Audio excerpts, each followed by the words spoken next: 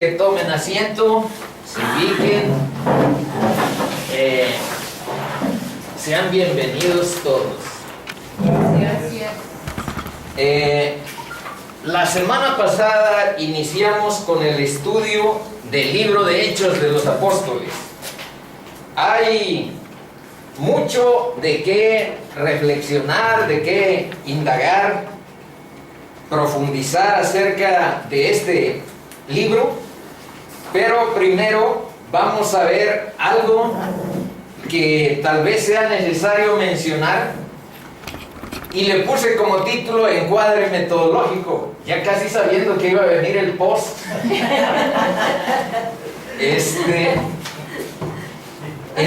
qué se trata cuando hablamos de este encuadre? Miren, cuando iniciamos en un curso hay necesidad, no es un estudio, hay necesidad de definir cómo le vamos a hacer. Entonces, aquí están dos caminos. Este es el camino del saber humano, de la sabiduría humana, que consiste en preguntarles ¿qué piensas? ¿Qué opinas? Y dar su opinión, y a veces acudir a un criterio profesional leyendo un texto, una antología de la maestría, para fundamentar nuestras opiniones, combinarlas con criterios profesionales y encontrar conclusiones válidas. Esto, digamos que es la lógica del saber humano. Es una serie de discusiones guiadas por un profe, por nuestra propia sabiduría, y este caminito yo lo recorrí durante 40 años. Fui docente 40 años en educación media, en educación secundaria, en educación superior, y más o menos tenemos reconocido cuál es el propósito de este caminito: ganar crédito, ganar cierta alabanza para uno mismo. Y en el caso de cuando estamos en instituciones educativas como el CAM, pues para ganarnos los tortibonos de algo que se da en llamar estímulo al desempeño docente, que es un pago extra a nuestro desempeño. Bueno, pero en este caso no podría ser así. Aquí está un camino que no parte de las preguntas de qué piensas y qué opinas, sino qué dice Dios en su palabra. ¿Y cuál es la autoridad más elevada? ¿Jean Piaget? ¿Albert Einstein? No, es la palabra de Dios. Y su análisis versículo a versículo es lo que vamos a hacer aquí, de un libro. Y llegar a preguntarnos qué significado nos aporta a nuestra vida la palabra de Dios. Analizar el contexto, de dónde fue dicho, a quién fue destinado el libro de Hechos en este caso, o cualquier carta, y qué relación tiene cada verso, porque vamos a ir analizando verso a verso, qué relación tiene con otros versos de la propia Biblia.